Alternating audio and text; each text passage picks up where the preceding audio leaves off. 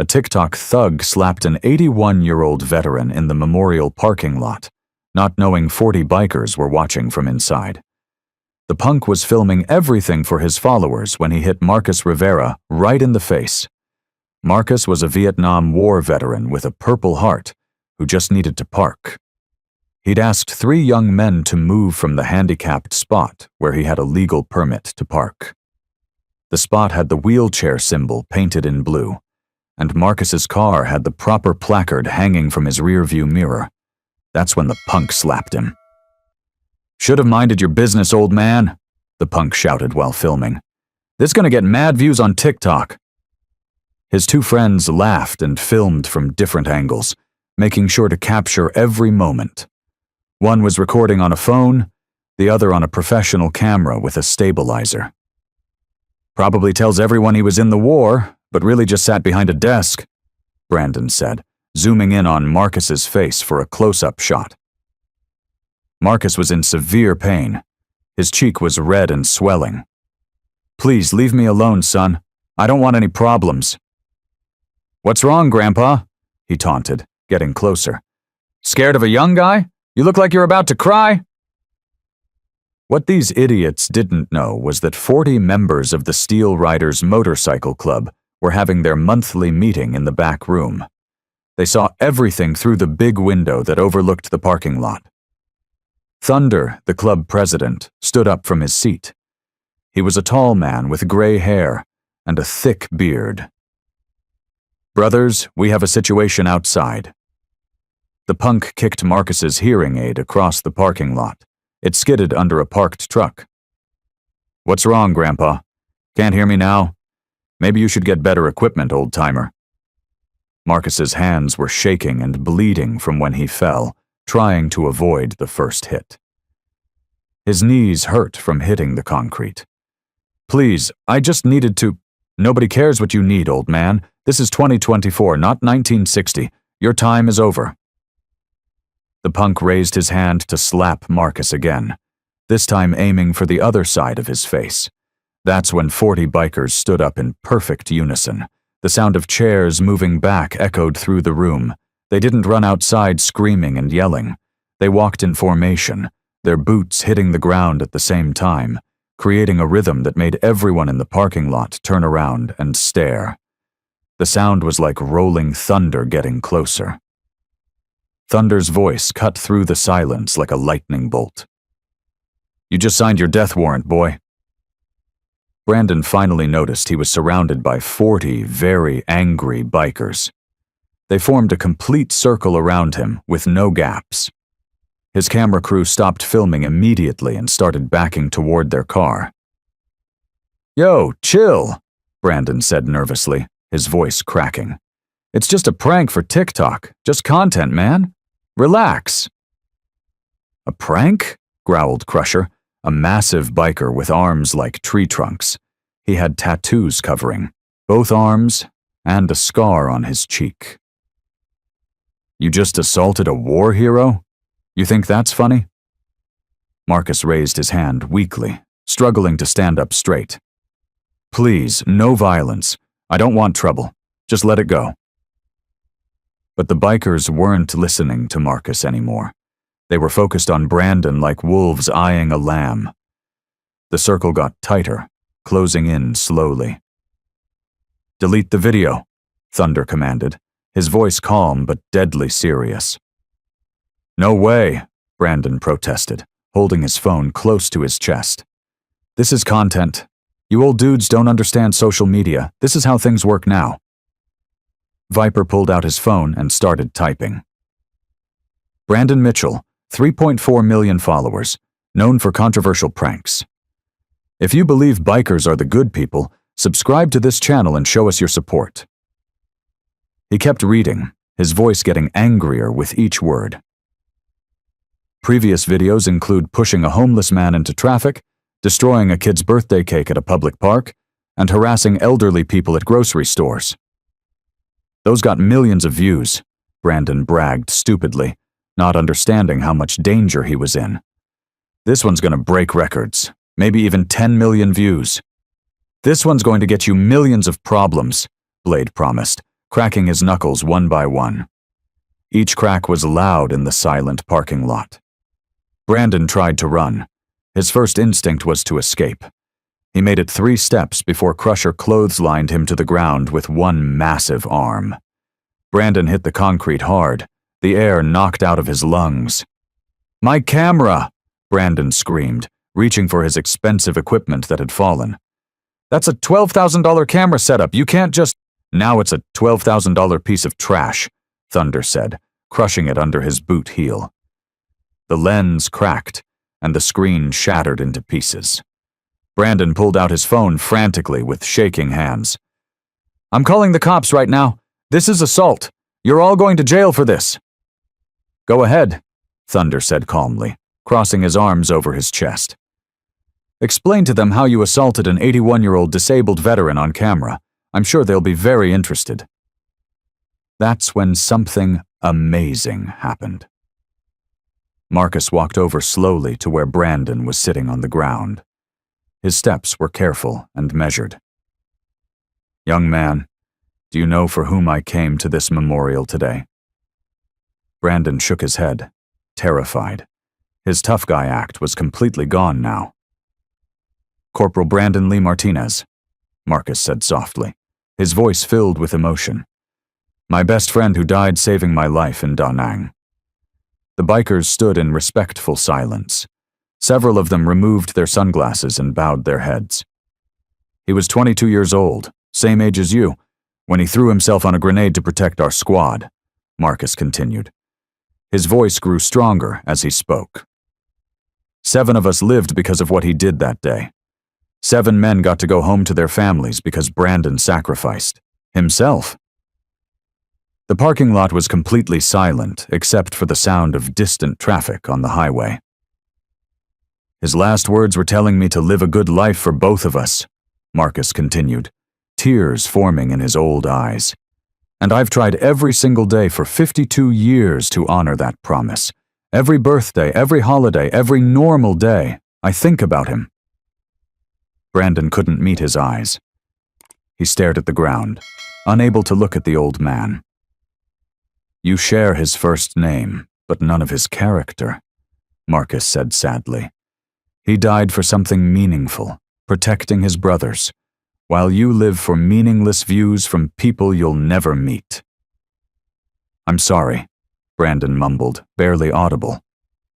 "No, you're not," Marcus said firmly, his voice cutting through the excuse. "You're just scared of these bikers. You're sorry you got caught, not sorry for what you did."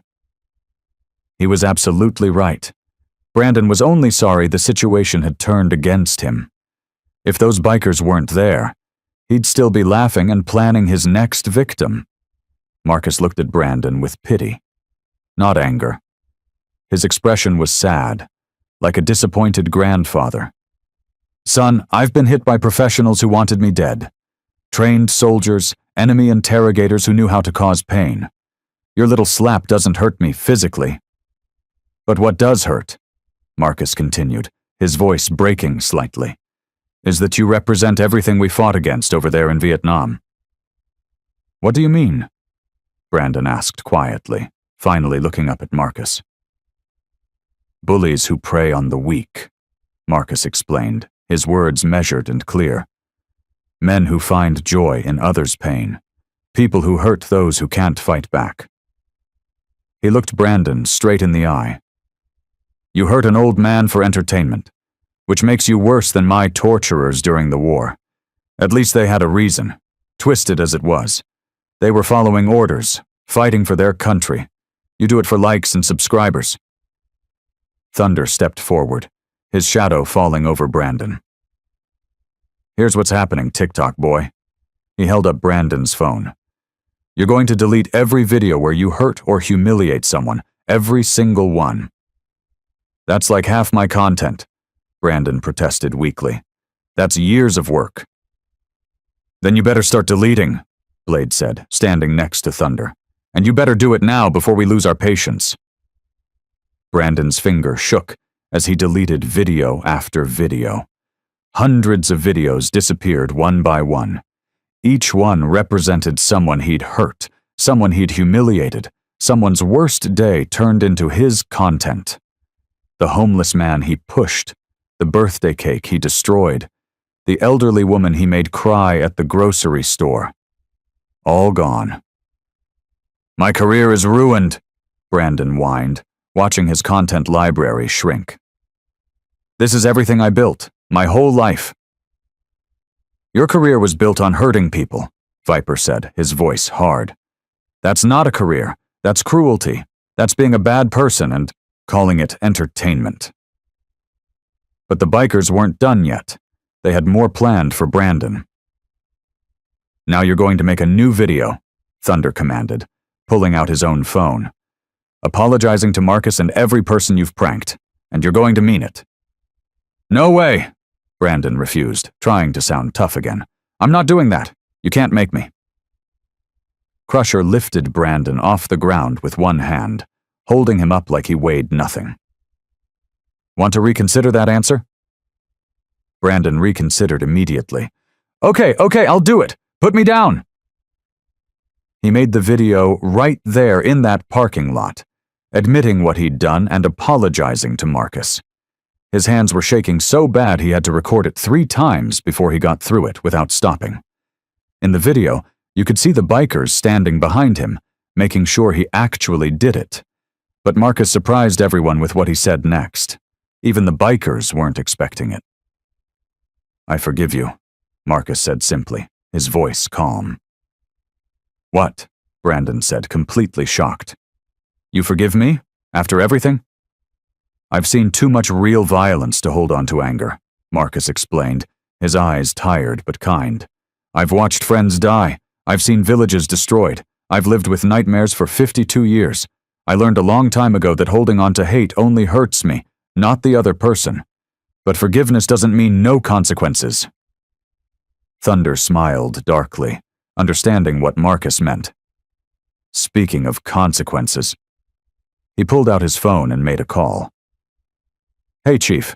We have someone here who assaulted an elderly veteran on camera." "Yeah, at the Vietnam Memorial parking lot. We got the whole thing on video from multiple angles." Within minutes, police arrived.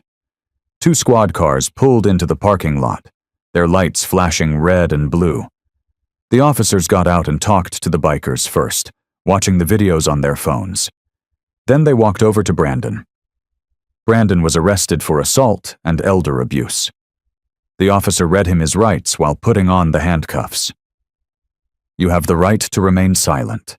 Anything you say can and will be used against you in a court of law." Brandon's 2 friends tried to leave, but the police stopped them too for questioning. But before the police took Brandon away in the back of the squad car, Marcus had one more thing to say. "Young man, you wanted to go viral?" Marcus asked, walking up to the police car window. Brandon didn't answer. He just stared out the window. "You're about to become famous for all the wrong reasons," Marcus said quietly. He was absolutely right. Within hours, the story exploded online. TikToker assaults Vietnam veteran became the top trending topic on every platform. Twitter, Instagram, Reddit, Facebook, everywhere you looked. The video from the bikers' phones went viral, racking up millions of views in the first hour alone. Brandon's remaining followers abandoned him in droves. His follower count dropped from 3.4 million to under 100,000 in just 2 days. People were unfollowing him so fast you could watch the number go down in real time. The comments on his old videos were brutal. People he thought were fans turned on him instantly. Sponsors pulled their deals immediately. Nike sent an email terminating his contract. Bang Energy dropped him. Raycon canceled his promotion. Fashion Nova removed all his posts. Every brand that had ever worked with him wanted nothing to do with him anymore. They were afraid of the bad publicity. His Lamborghini was repossessed when the lease company saw the news on TV that night. They sent a tow truck to his apartment the next morning. His luxury apartment? The landlord started eviction proceedings. His management team? They dropped him via email, not even a phone call. But something beautiful happened too. Marcus's story went viral for the right reasons. People learned he'd earned 3 Purple Hearts and a Silver Star in Vietnam. They learned he visited that memorial wall every year, rain or shine, to honor his fallen brothers. They learned about his decades of quiet service to his community, volunteering at VA hospitals and mentoring young veterans. Donations poured in for Marcus from grateful Americans. Over $250,000 was raised in 3 days. A GoFundMe page was set up by someone who saw the video, and people from all 50 states contributed. Some gave $5, some gave $1,000, but they all wanted to honor Marcus. Marcus donated every single penny to homeless veterans. He didn't keep a dime for himself. "I have everything I need," he said in an interview. "These men and women need it more than I do." The Steel Riders made Marcus an honorary member at a special ceremony. They gave him a leather vest with patches reading "Vietnam Veteran" and "Protected by the Steel Riders." It was presented to him with all 40 members present, standing at attention. They also gave him a plaque that read, "Brother for Life." Every Veterans Day since, Marcus rides with them in a parade through Phoenix. Not on his own bike, but in a special sidecar they built just for him. It has comfortable seats with cushions, a sound system that plays his favorite music, and even a small American flag on the back. They painted it in patriotic colors and added custom chrome. Brandon got 90 days in jail and 2 years probation. He served his time in county jail, sharing a cell with other inmates who didn't respect what he'd done. In jail, he had a lot of time to think about his choices. His TikTok account was permanently banned. Instagram suspended him too. YouTube demonetized his channel and eventually deleted it. His entire online presence was destroyed in a matter of days. I'm here just because of bikers. Please don't forget like and subscribe this channel. Last anyone heard, he was working at a fast food restaurant in Phoenix, making minimum wage and living with his parents again. His designer clothes were sold to pay legal fees. His jewelry was pawned. His gaming setup was gone. Everything that represented his old life disappeared. But the story doesn't end there. There's more to tell. 6 months later, Marcus was at the memorial again on a quiet Tuesday morning when someone approached. It was Brandon, looking very different. No designer clothes, no expensive sneakers, no camera, no entourage. Just worn jeans, a simple t-shirt, and genuine remorse on his face. "Mr. Rivera?" Brandon said quietly, his voice humble. "I wanted to apologize again properly this time, face to face, like a man." Marcus studied him carefully, looking for any sign this was another trick. "Why now? What changed?" "Because I met my cellmate's grandfather in jail," Brandon explained, sitting down on the bench next to Marcus. "He was a veteran too, fought in Desert Storm. He told me what you guys really went through in Vietnam. The things you saw, the friends you lost, the nightmares you still have decades later. He showed me pictures of his unit, told me stories about his friends who never made it home." Brandon pulled out an envelope from his jacket pocket. His hands were rough now, with calluses from real work. "I've been working 3 jobs to save this. Day shift at the restaurant, night shift stocking shelves, and weekend shifts at a car wash." Inside was $5,000 in cash. All small bills, clearly saved over months of hard work. 20s, 10s, even some 5s and 1s. "It's for the Homeless Veterans Fund," Brandon said, his voice cracking with emotion. "It's not much compared to what you donated, but it's everything I have. I know I can never make up for what I did, but I want to try. I need to try." Marcus's eyes misted up. His hands shook as he took the envelope. "This is more valuable than you know, son." "Why?" Brandon asked, confused. "It's just money." "Because it shows growth," Marcus said, putting his hand on Brandon's shoulder. "Because it shows you understand now. My friend Brandon Martinez would approve. He always believed people could change if they wanted to. He believed in second chances." Brandon broke down crying right there on that bench. For the first time in his life, he understood the weight of that name he shared with a hero. The name he'd been dishonoring with his actions. "Can you tell me about him?" Brandon asked through his tears. "The other Brandon. I want to know what kind of man he was." Marcus smiled, wiping his own eyes. "I'd be honored. Sit with me." For the next 2 hours, they sat on that bench while Marcus told stories about Corporal Brandon Lee Martinez, about courage under fire and sacrifice without hesitation, about the time Brandon carried a wounded soldier for 3 miles through enemy territory while under fire, refusing to leave him behind, about his kindness to Vietnamese children, sharing his rations and teaching them English, about his dreams of becoming a teacher when he got home, wanting to help kids learn and grow, about his sense of humor that kept the squad's spirits up during the darkest times, about his love for his family back home, and the letters he wrote to his little sister. When he finished, the sun was setting over the memorial. Brandon made a promise, and you could tell he meant it. "I'll try to honor his name better. I'll be the kind of person he was. I'll try every day to be worthy of his name." "That's all anyone can do," Marcus said, his voice full of warmth. "Try to be better today than you were yesterday." That's what Brandon would want. Thunder and the Steel Riders still protect Marcus at every event. You can always find them nearby when Marcus visits the memorial. They've also started a program teaching young people about respecting veterans and understanding what they sacrificed. They visit schools, community centers, and juvenile detention facilities, telling stories and showing kids what real heroism looks like. They call it the Brandon Martinez Honor Initiative, named after the hero, not the fool. They've reached thousands of young people across Arizona, teaching them about respect, honor, and sacrifice. Brandon Mitchell volunteers for the program now, every weekend. He tells his story as a warning about what happens when you chase fame instead of character. He shows his old videos to kids and talks about the real people he hurt.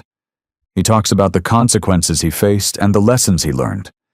He always ends with the same line: "I slapped a hero and got slapped by karma. Don't make my mistakes." The video of his apology is still online, not because it gets views, but because it teaches a lesson. It has over 20 million views now, but Brandon doesn't make a penny from it. He set it up so all ad revenue goes to veteran charities. Every view helps a veteran in need. Respect isn't content. Honor isn't clickbait. And heroes deserve reverence, not ridicule. These are simple truths that should be obvious, but sometimes people need to learn them the hard way. Marcus Rivera is 84 now. His hands shake more than they used to, and his walk is slower. Sometimes he needs a cane, and his hearing isn't what it used to be even with the new hearing aid the bikers bought him. But his mind is sharp, and his spirit is strong. But when he stands at that memorial wall every year, 40 bikers stand with him. They stand in formation, silent and respectful, as Marcus touches the names of his fallen brothers carved in the black stone. He traces each letter with his fingers, remembering the faces, the voices, the laughs of men who never got to grow old. Because they know what Brandon Mitchell learned the hard way. You don't mess with veterans. You don't mock sacrifice. And you definitely don't slap an old soldier in front of his brothers. These men and women gave everything for their country, and they deserve our respect and gratitude. The brotherhood doesn't forget. They don't forgive easily. But when they do, it changes lives forever. The Steel Riders proved that day. That real strength isn't about hurting the weak. It's about protecting them. Keep in mind, bikers still believe in protecting those who protected us. So don't mess with a veteran, ever. Not in public, not online, not anywhere. Especially not in front of bikers who understand what those men and women sacrificed. If you believe bikers are good people, subscribe to this channel and show us your support.